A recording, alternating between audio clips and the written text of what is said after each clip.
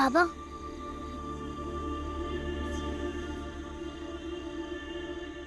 बात थोड़ी खुशी और दुख की है, लेकिन जीवन दोनों को साथ लेकर चलने का नाम है। बाबा, आपसे एक बात पूछनी है। पूछ। बाबा, आपने किस विश्वास से कहा कि आज वो उन्हें नहीं पकड़ पाएंगे? वो इसलिए बेटा कि आज वो दोनों भाग नहीं रहे थे, बल्कि माँ की मर्जी ने उनके हौसले को पंख दिए थे और वो उड़ रहे थे, तो चिड़िया की तरह जो मिलकर प्रेम का घर बसाएंगे। और जब यही पंख अपनों द्वारा, समाज द्वारा कतर दिए जाते हैं, तो इंसान बेबस हो जाता है, जिंदगी घुटन भरी हो जाती है। और जब इन्हीं पैरों को थोड़ा हौसला दिया जाता है, तो जिंदगी खुशहाल हो जाती है, हरी भरी हो जाती है।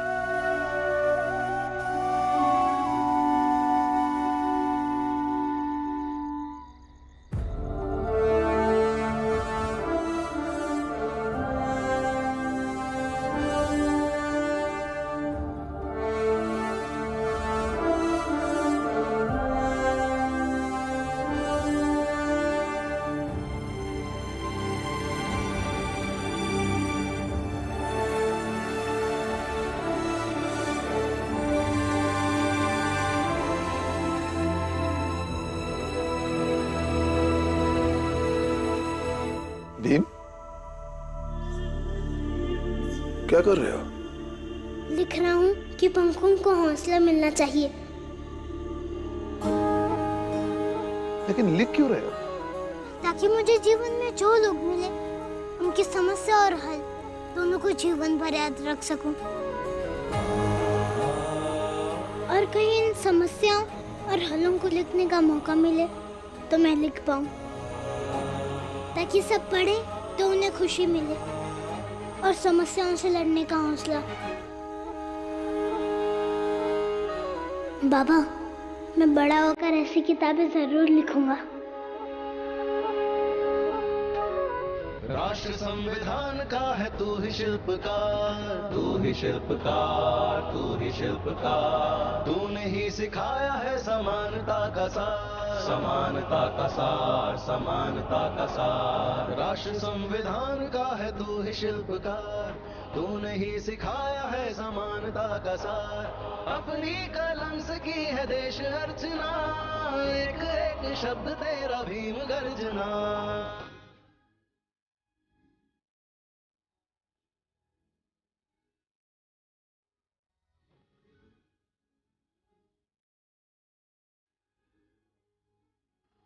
साहिब मेरे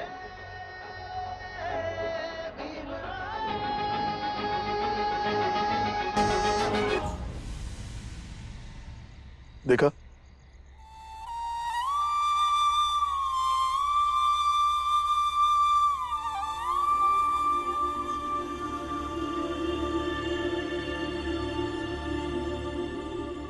तुकाराम जी के भजन से मैंने सीखा कि किसी का आदर करने से बदले में वो भी तुम्हें आदर ही देता है। तुम और तुम्हारी सोच जीवन भर एक दूसरे का आदर करते रहो। एक बाप और समाज का भुक्तभोगी दोनों होने के नाते मैं तुम्हें यही दुआ दूंगा, यही आशीर्वाद दूंगा कि तुम एक ऐसी किताब लिखो जिससे लोगों का हौसला बढ़े और आगे बढ़ने का रास्ता मिले।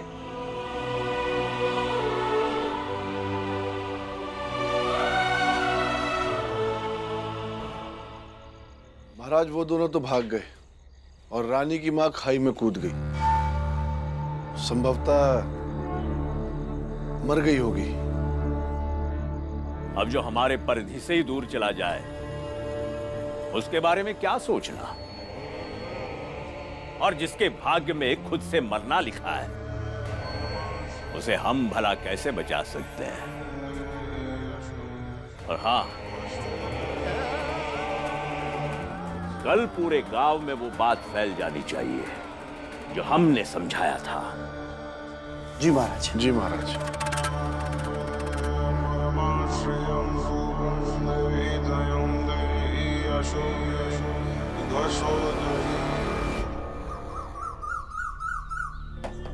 सुनो सुनो सुनो, गांव वाले ध्यान से सुनो। जो जहां पर भी है वो अपने घुटनों पर बैठ जाए और ईश्वर से प्रार्थना करे। ये महाराज जी का आदेश है। महाराज जी का आदेश है कि अभी से लेकर अगले पहर तक सामूहिक पूजा पाठ किया जाए, जिससे हमसे जो पाप हुआ है उसकी माफी हम ईश्वर से मांग सके और प्रायश्चित कर सके। सुनो सुनो सुनो, गांव वाले ध्यान से सुनो। जो भी जहां पर है वही अपने घुटनों पे बैठ जाए और ईश्वर से प्रार्थना करे। ये महाराज जी का आदेश है। सुनो सुनो। ये क्या अब भी आप लोगों को महाराज पर विश्वास है? उस महाराज पर जिसने प्रसाद में हमें जहर दिया था। तूने देखा क्या महाराज को प्रसाद भेजते हुए? नहीं ना? किसी ने बोला और तूने सच मान लिया? ये एक अफवाह है, झूठ है ये। कोई अफवाह नहीं है, वास्तव में आप सब झूठे हो। बुद्धि भ्रष्ट हो गई है तुम्हारी। जिसने तुम्हें बताया वो खुद अपनी विधवा बेटी को किसी और के साथ भगाने के चक्कर में मर चुकी है, और उसकी बातों में आके हमारे महाराज जैसे धर्म को बचाने वाले संत महात्मा के ऊपर शक कर रहे हो। चाहे आप लोगों को जिसे जो मानना है आप मानिए, पर हम दोनों ऐसे ही ठीक हैं, और ये बहुत मुश्किल से ठीक होकर आए हैं, बचकर आए हैं, और हमारे परिवार को इससे ज्यादा और कुछ नहीं चाहिए, वरना उस महाराज के कारण तो कितने लोग मर गए। अरे महाराज के लिए तू ऐसी बातें कैसे कर सकती है? कीड़े पड़ेंगे तुम्हें, कीड़े नरक में जाओगे। चलिए जी, आपके काम पर जाने का वक्त हो गया है। आई, मैं विद्यालय जा रहा हूँ। लेकिन भीम, विद्यालय तो बंद है। अब खुल गया है बुआ। महाराज के सत्संग की नौटंकी थी, अब इधर नई नौटंकी शुरू हो गई तो भूल गए। और तुम विद्यालय जाकर मन लगाकर पढ़ाई करना। पढ़ाई करना तुम्हारा काम है, और नौटंकी के तरीके ढूंढना उन लोगों का काम है। दीवा भाई, मैं काम ढूंढने जा रहा हूं, जल्द आऊंगा।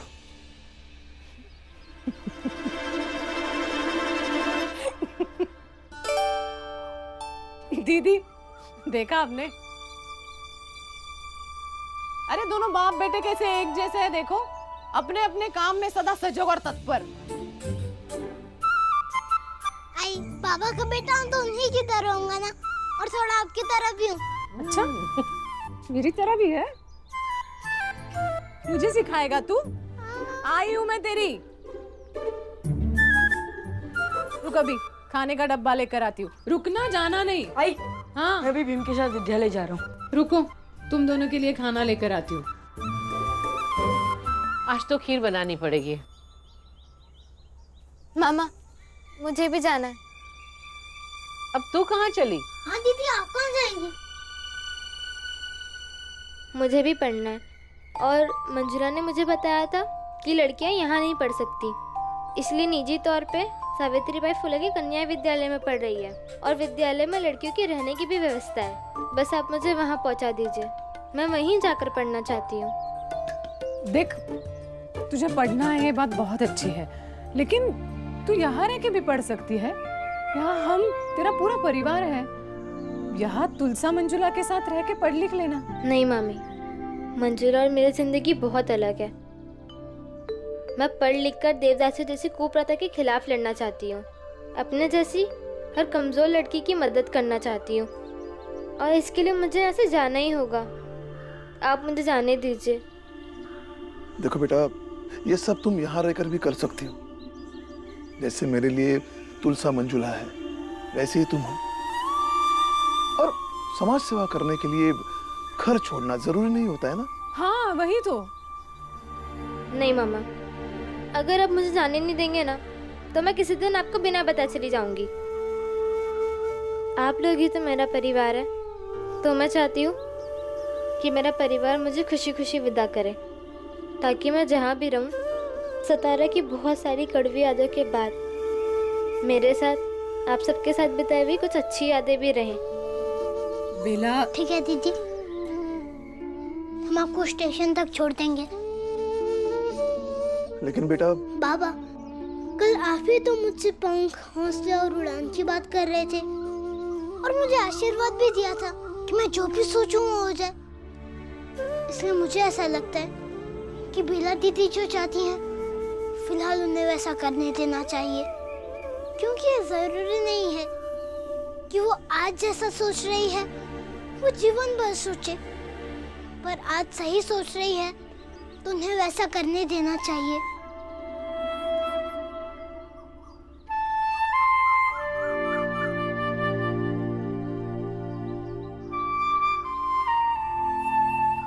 बस बेटा, खूब पढ़ो और खूब आगे बढ़ो।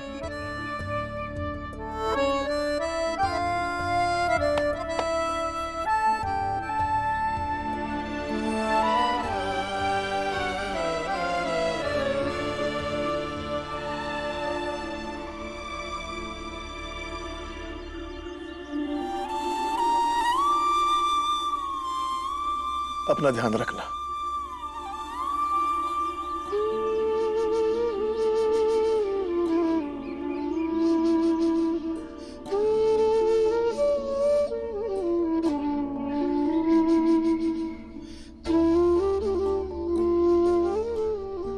ले आनंद, ये ले। चलो दीदी, जा।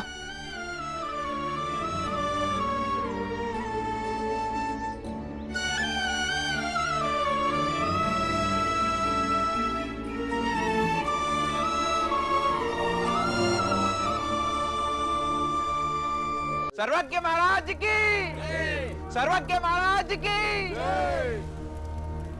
ईश्वर कल्याण करे। कल्याण मस्तु। सबका भला हो, सबको पापों से मुक्ति मिले।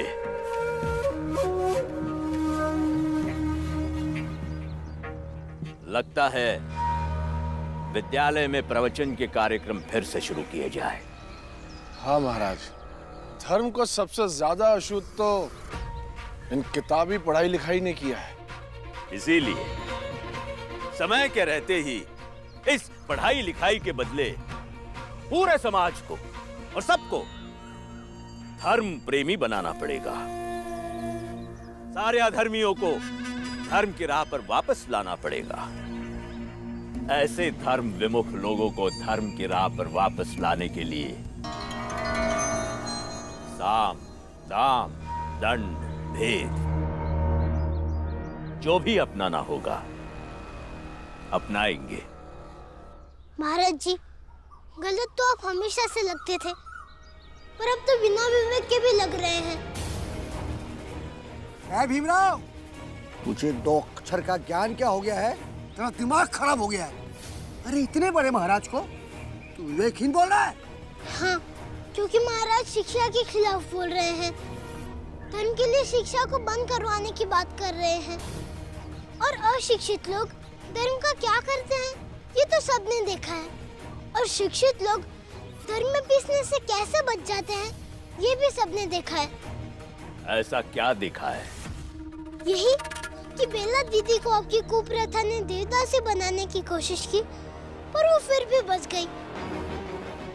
इनको शिक्षा की जिज्ञासा हो गई, तो ये अपने पैरों पर चलकर कहीं पहुंचना चाहती हैं, अपने पैरों पर खड़े होकर कुछ करना चाहती हैं। और आपने धर्म के बिगड़े हुए रूप को इन सबको समझा दिया, तो ये लोग घुटनों पर बैठ गए। इन लोगों का कोई तर्क नहीं है। अब इस पत्ते से इन लोगों के सर पर पानी फेंक देंगे तो इन सबको क्या मिल जाएगा, और मिल भी जाएगा तो इनका जीवन कैसे बदल जाएगा? पानी फेंक देंगे? अरे पानी फेंक देने से क्या मतलब तेरा? हैं? अरे जल छिड़केंगे, जल। और सही लहजे में बात क्या कर। हाँ, इसे फेंकने और छिड़कने के लहजे में ही तो आपने इन सबको फंसा रखा है। चलो बेटा, इनसे उलझने से कोई फायदा नहीं। कामी क्रोधी लालची इनसे न भक्ति हो, भक्ति करे कोई सूरमा, जाति बरन कुल खोए। प्रभु, अब आप ही का न्याय चाहिए। इन अधर्मी के पापों का हिसाब कीजिए, तभी बाकी भक्त आप पर विश्वास बनाकर रख पाएंगे। महाराज, कल्याण मस्तो। दीदी, हमेशा याद रखना कि फल सिर्फ कर्म से मिलता है, कोई ईश्वर तय नहीं करता। दीदी, मन में जो भी है जीवन में बस वही करना, और याद रखना कि आपका परिवार यहाँ है। चल बेटा।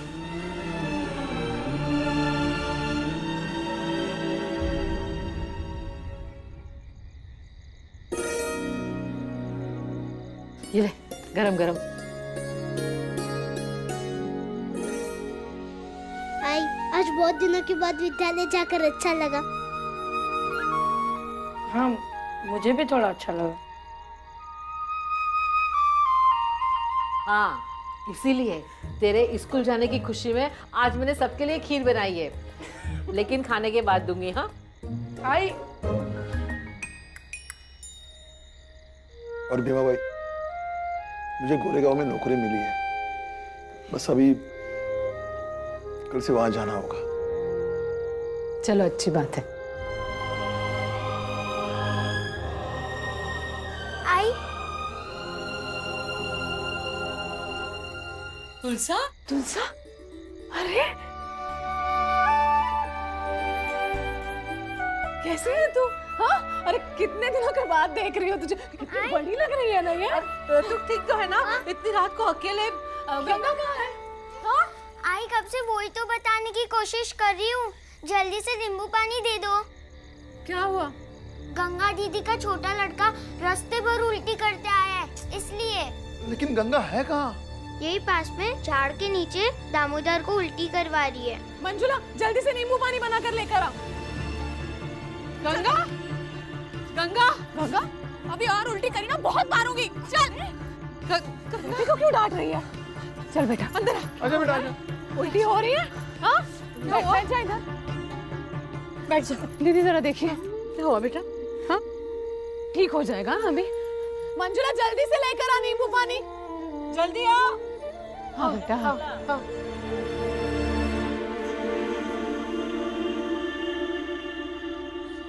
लीजिए दीदी।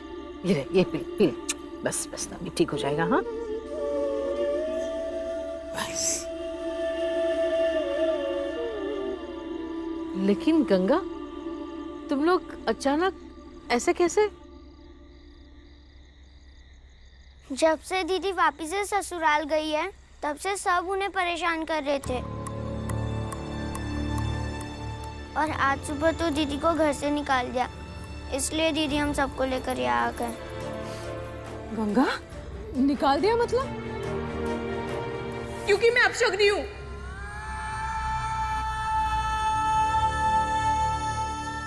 पति को खा गई। जब पति नहीं रहा तो मैं वहां रह के क्या करूंगी?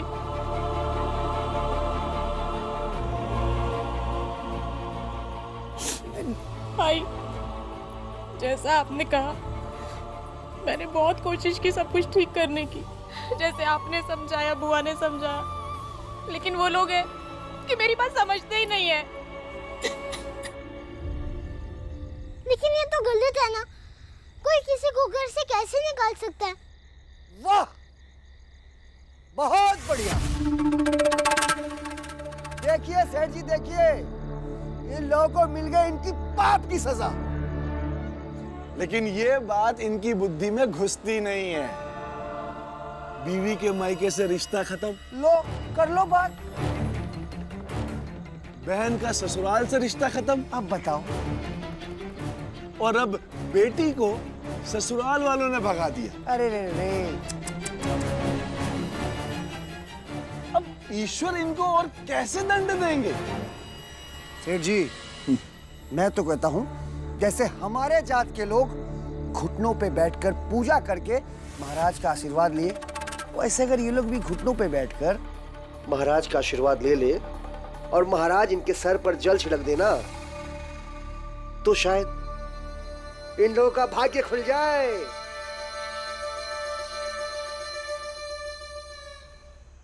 चलिए सब लोग अंदर चलिए। चल बेटा, चलिए चलिए, चल आज चल। सच्ची बात बहुत कड़वी लगती है, वही तो। लेकिन अब कहीं ऐसा ना हो कि ईश्वर के प्रकोप से तुम लोग अपने आप भी ये जगह छोड़ के चले जाओ। नहीं बेटा, इनके मुंह लगने से कोई फायदा नहीं। चलो बाबा रुक जाइए। सेठ जी, मैं, मेरे बाबा और मेरे दोनों भाई आपके महाराज के सामने घुटनों पर बैठकर मुझे अपने ऊपर छिड़कवा लेंगे, पर उससे पहले आप दोनों को एक काम करना पड़ेगा। हाँ तो बोल ना, बोल क्या काम करना है, बोल। हाँ बताता हूँ। आपकी दुकान बहुत छोटी है और मैंने सुना है कि आपके बच्चे बड़े हो रहे हैं और आपकी पत्नी भी आपसे इस बात से लड़ती है कि आपका घर बड़ा होना चाहिए। तो आप पहले जाइए और अपने ऊपर वो जल छिड़कवा लीजिए। अगर सच में आपकी दुकान बड़ी हो गई, घर बड़ा हो गया, तो हम मान लेंगे कि सच में उस जल में बहुत ताकत है। और सेठ जी, ये बात किसी से नहीं छिपी कि आप ध्रुव से बहुत प्रेम करते हैं, भले ही आपने ये बात जाहिर ना होने दी हो।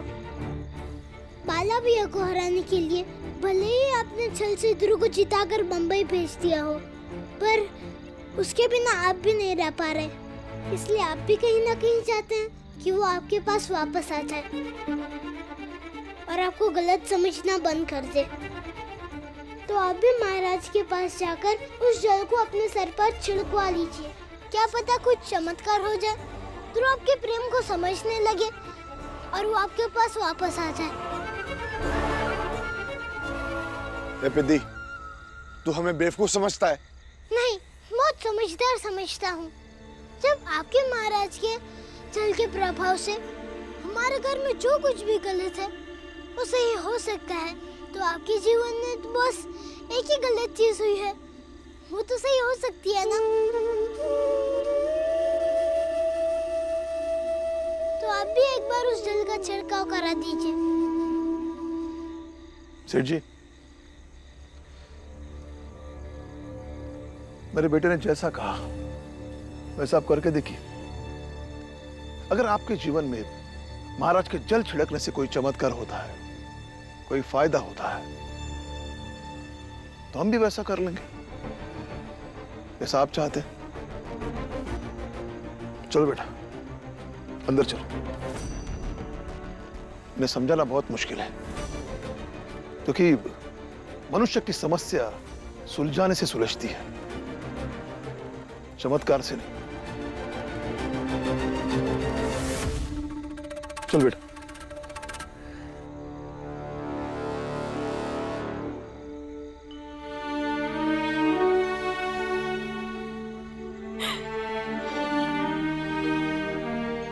मैं वहाँ वापस लौट के कभी नहीं जाऊंगी आई।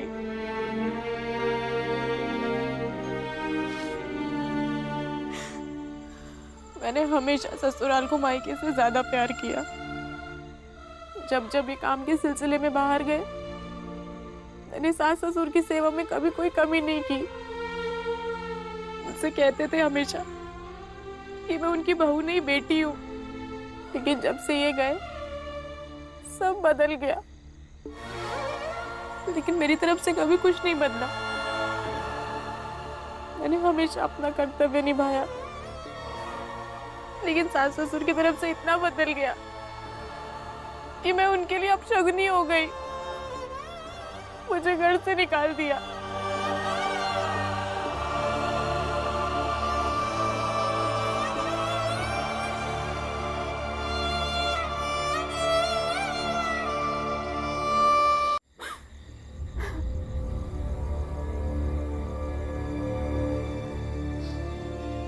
गंगाबाई, देख, एक छोटी सी बात है लेकिन बहुत जरूरी बात है। ये समझ लेगी तो तुझे इतनी तकलीफ नहीं होगी। देख, एक औरत अपने ससुराल के लिए कितना कुछ भी कर ले, पति के बिना उसका ससुराल, उसका घर बहुत मुश्किल से बन पाता है। और यही दुनिया की रीत है।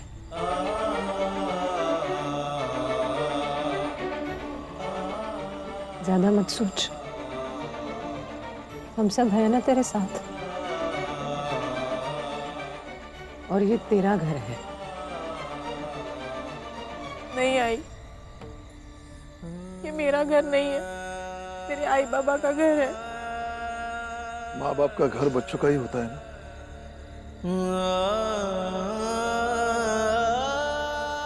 और दीदी, ये दोनों भी हमारे अपने ही हैं।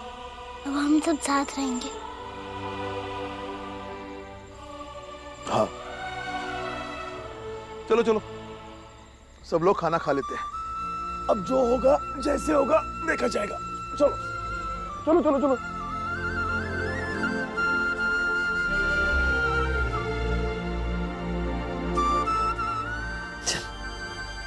आजा, चलिए दीदी।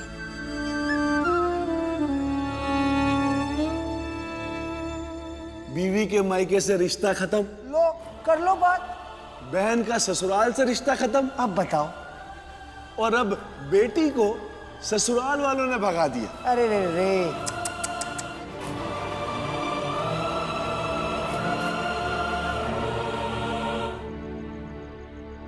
महाराज, उस भीमराव ने ऐसा सवाल किया जिसका जवाब हमारे पास नहीं था। ऐसा क्या पूछ लिया उसने?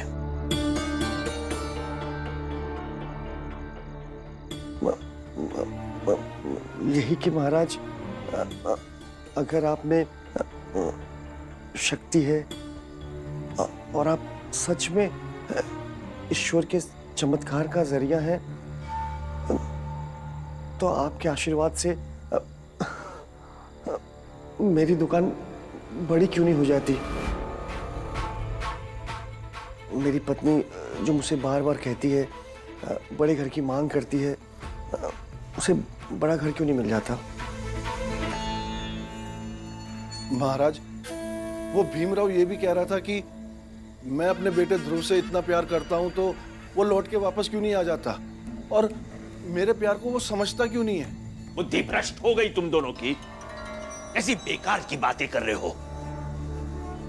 लेकिन क्षमा करें महाराज, हम दोनों की जिंदगी की एकमात्र कमी यही है, इसे पूरा कर दीजिए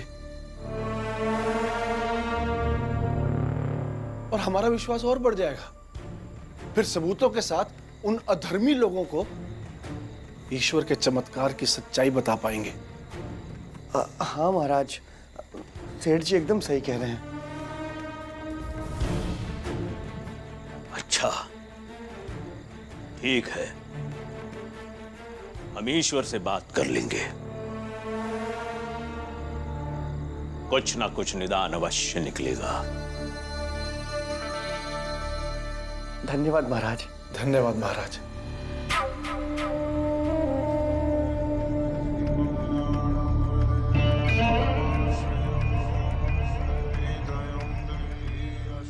अब कुछ तो करना ही पड़ेगा, क्योंकि इन दोनों का विश्वास डगमगाने लगा है। और इनका विश्वास बनाए रखना बहुत जरूरी है। तरीका चाहे जो भी हो।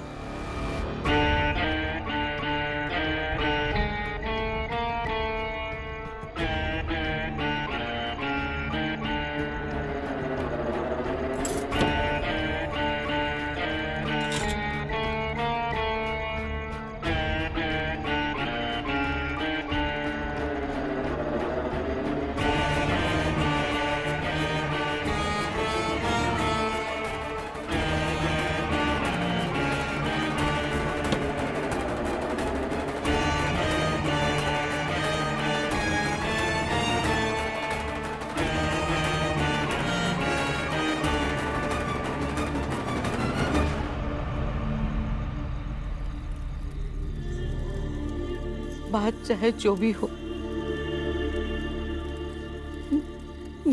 मुझे ससुराल से निकाल दिया, अब गंगा को भी घर से निकाल दिया।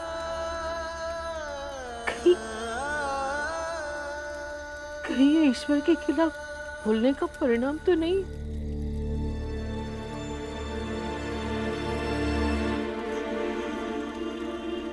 ईश्वर, मैंने तुम्हारी पूजा की है, सबसे छुपकर व्रत किए है, सिर्फ उसी उम्मीद में कि मेरे परिवार वालों का अच्छा हो। लेकिन कब और कितना इंतजार करना पड़ेगा? हम सबने बहुत दुख देखे हैं। अब मेरी बच्ची गंगा, उसके जीवन में इतने दुख, इतनी छोटी उम्र में वो इतने दुख कैसे सह सकेगी?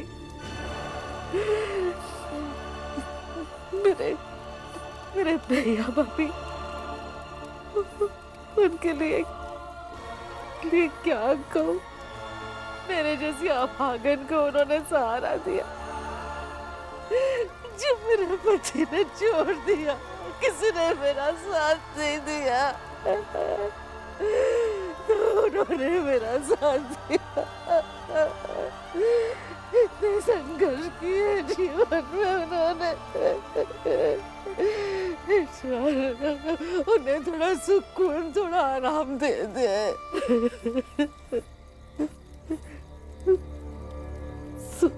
सुन रहे हो ना ईश्वर, कि तुम भी बड़ी जाति वाले लोगों की तरह हमारी बात नहीं सुन सकते, नहीं सुन सकते हमारी बात।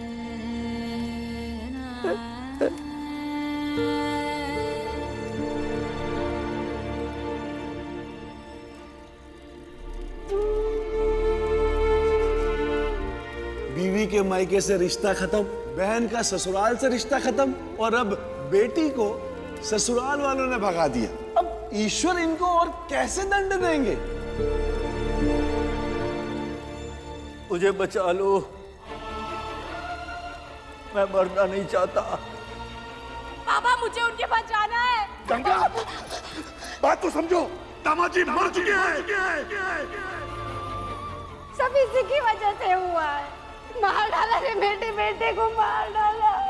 अपशकुनी है तू, अपशकुनी। हम सब हैं ना तेरे साथ, और ये तेरा घर है। नहीं आई, ये मेरा घर नहीं है, मेरे आई बाबा का घर है। माँ बाप का घर बच्चों का ही होता है ना। और दीदी, ये दोनों भी हमारे अपने ही हैं। अब हम सब साथ रहेंगे।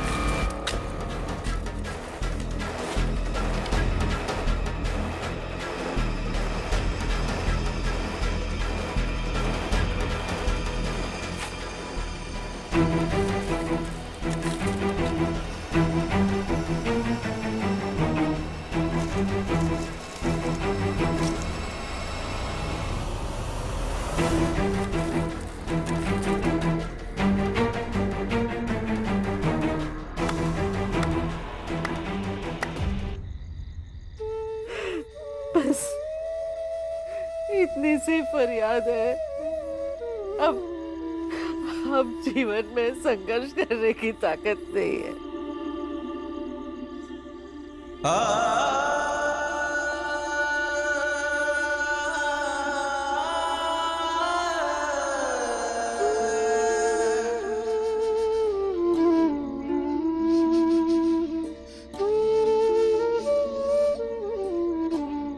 बुआ, लड़ने की ताकत कैसे खत्म हो सकती है? मेरी, आपकी, हम सबकी।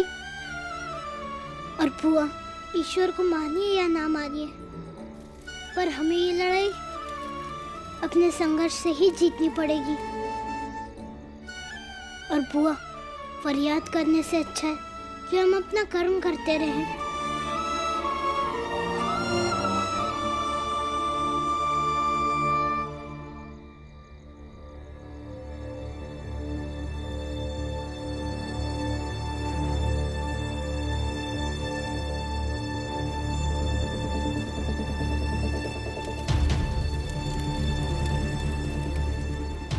महाराज जी इतने रात को कहाँ से आ रहे हैं, वो भी अकेले?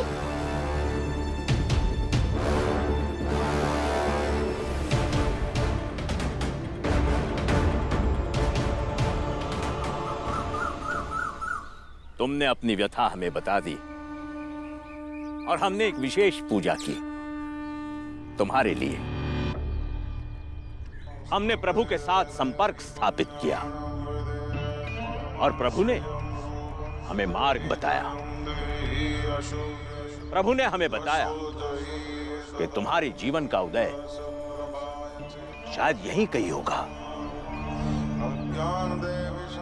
और जब हम प्रभु के साथ बात कर रहे थे तब ऐसा लगा कि मानो चारों तरफ एक सुनहरी पीली रोशनी फैली थी, मानो कुछ सोना हो। हाँ, शायद सोने की अशर्फी। प्रभु के दिए हुए संकेत कभी व्यर्थ नहीं होते। जो आ गया महाराज। अरे पुरुषोत्तम, तूने सुना ना? हाँ। अपना मंगेश, प्रभु ने उसकी सुन ली। हाँ भाई। तुझे पता है प्रभु ने उसके लिए अशर्फिया भेजी है। मंगेश की तो किस्मत ही खुल गई। हम भी महाराज के पास जाकर अपनी अपनी व्यथा बताते हैं, क्या पता ईश्वर हमारी भी सुन ले। अरे भाई चलोगे क्या? प्रभु की लीला साक्षात देखने को मिलेगी। हाँ हाँ भाऊ, बिल्कुल चलेंगे। वैसे भी ईश्वर और महाराज इन दोनों का चमत्कार देखना एक तरह से हम सबके लिए सौभाग्य की बात है। हाँ बिल्कुल, चलो चलते। बाबा, महाराज का अब ये नया नाटक क्या है? पता नहीं बेटा। अभी महाराज इन गांव वालों के साथ कौन सा नया खेल खेल रहे हैं। चलो।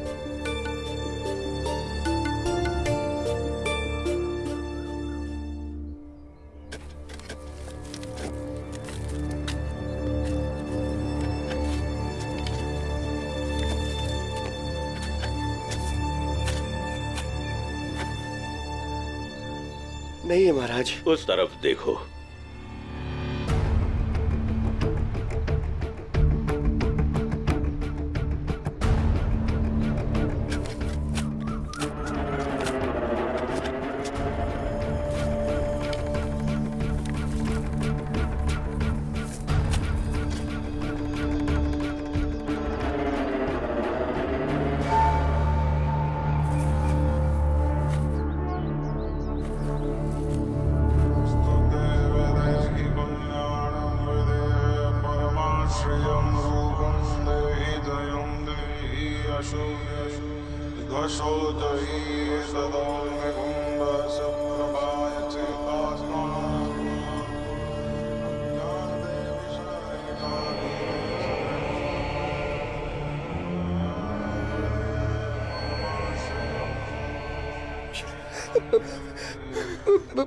महाराज, आपने हमारे लिए इतना कुछ किया।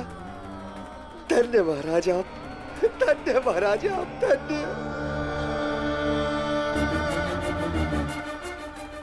बोलो सर्वज्ञ महाराज की, सर्वज्ञ महाराज की, सर्वज्ञ महाराज की, बोलो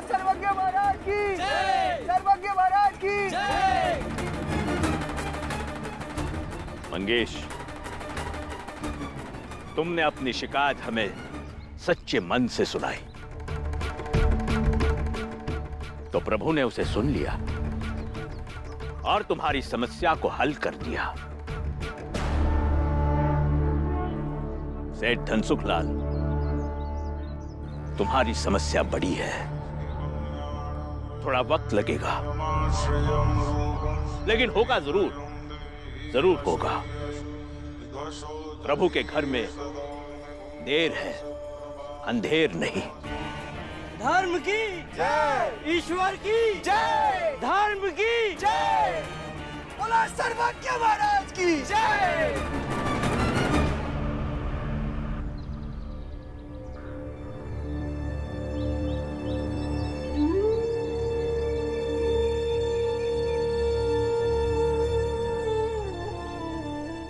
बुआ, देख लीजिए, ईश्वर का ऐसे ही दुरुपयोग किया जाता है। ईश्वर जमीन से अशर्फी निकालकर किसी की मदद नहीं कर सकता और ना ही करता है। ये लोग कब समझेंगे कि ईश्वर इनके अंदर बसने वाली बस एक शक्ति है, न कि बाहर चमत्कार करने वाला कोई जादूगर। और जब तक महाराज जैसे लोग रहेंगे तब तक शायद ये बातें कोई समझ भी ना पाए।